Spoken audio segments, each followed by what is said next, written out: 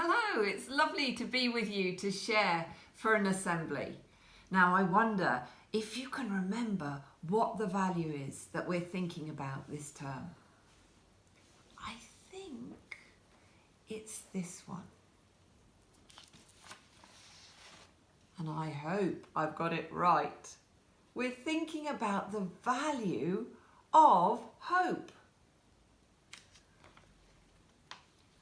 Hope is a big word, and there are things that help us to be hopeful.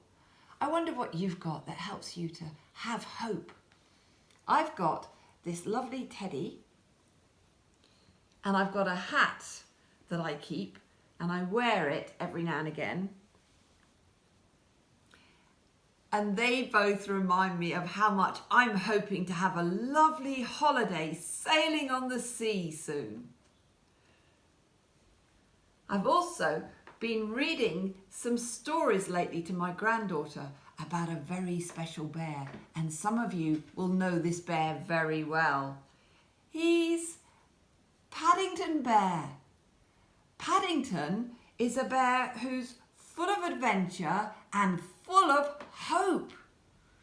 The one thing, as I'm sure you all know, he hopes for most is marmalade. And here you can see him hoping that he's going to taste some of the Queen's special Windsor marmalade. I haven't got special Windsor marmalade here, but I've got some homemade marmalade. I don't think Paddington would be hoping for that. And the world around us helps us to see hope. So I wonder if you've been outside recently and seen the beautiful spring flowers that are beginning to poke up in the garden, giving us hope that spring is just around the corner.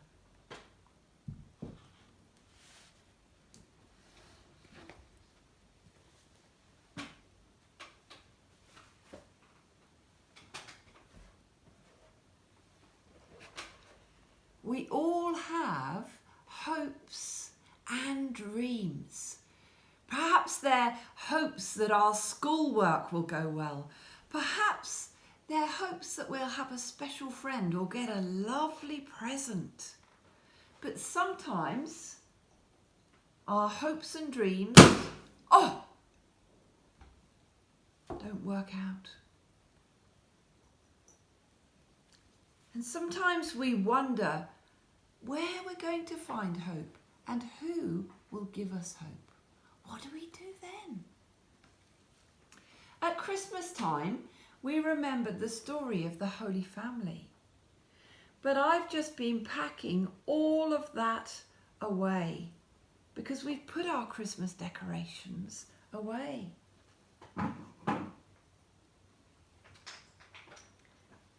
At Christmas, we remembered the Christ child and how he reaches out to hug the world. And then how he grew up to be a man who eventually died on the cross as he hugged the world. But we don't very often think of the story in between Jesus being a baby and growing up and being a man. But today I want to just tell you a very short story about Jesus as a boy.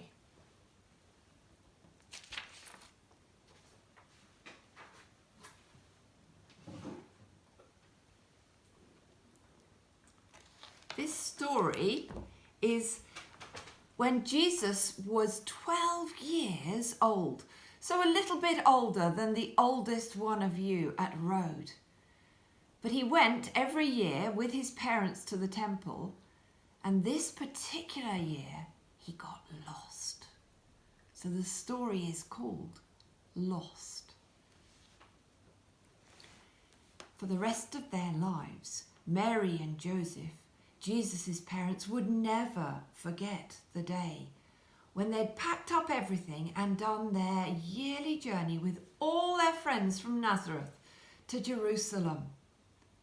They got to the temple and they had a wonderful few days there, And on the last day, they packed everything up and were so busy packing everything up that it wasn't until the evening when they set up their tent that they realized Jesus was missing. Jesus had wandered into the temple on his own for a last time before everybody had gone home. And as he was wandering round, marvelling at the building, he heard angry voices. People were disagreeing, so he went closer to see what was happening. "Who said that?" demanded an important teacher as they all spun round and saw Jesus for the first time. The country boy had asked a question and none of them knew the answer. So he sat down in their midst and they said, "Well, you see if you can answer some of these difficult questions." And for the whole day, he sat and discussed with them and answered all their questions. And they were so amazed. But meanwhile, Mary and Joseph were desperate. Where was Jesus? They rushed back to Jerusalem, and you would have thought they'd have gone straight to the temple to look for him. They had kept the secret that the angels told them in their hearts about who Jesus was for so long that they'd nearly forgotten who he really was. So they went searching in the marketplace. They searched everywhere in the marketplace and in the dark streets. He was nowhere to be found until eventually they did go to the temple.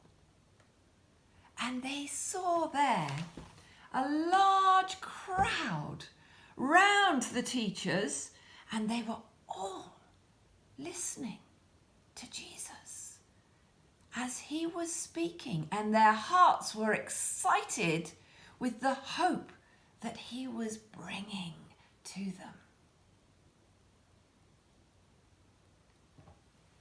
You can see here a picture of Jesus surrounded by the teachers in the temple.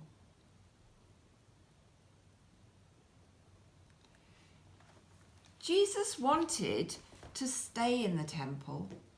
He wanted to start doing his Father's work then, because he knew that he'd come to bring hope to the world. But he was only 12 and he needed to be patient.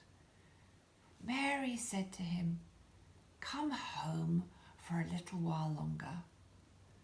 And so Jesus went home with Mary and Joseph and learnt to be a carpenter until the day came when he could tell the world about the hope that God was going to show them through him. So that's a really special story, and it reminds us of several things. It reminds us of how the teachers, if they looked hard enough, could see Jesus as the person who was going to bring hope.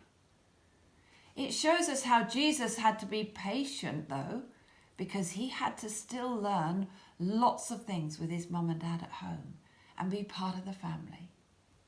And it shows us as Christians that we don't just pack Jesus away after Christmas, but that actually we need to remember that he can bring hope to our lives every day.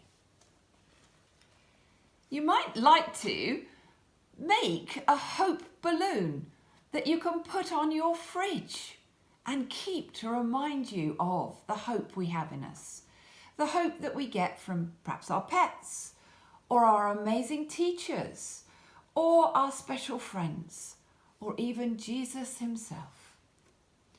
And then the things that we have hopes and dreams for, our family, our health, our world, our friendships. You can decorate it with ribbon and perhaps put some lovely sparkly glitter on it, and then it'll shine out at you and remind you to be hopeful for the days ahead.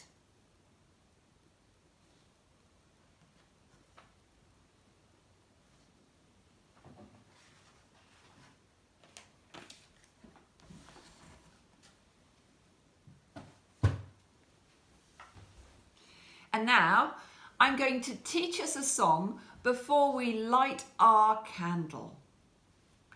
The song has a few actions, so the actions are light a candle for peace, light a candle for love, and we make a love heart shape. And then we're going to light a candle to shine in the world.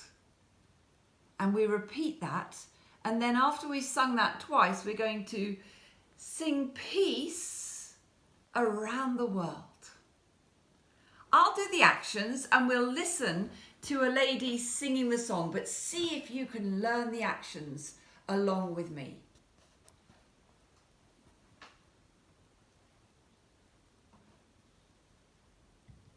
Do you think I should stand for this or?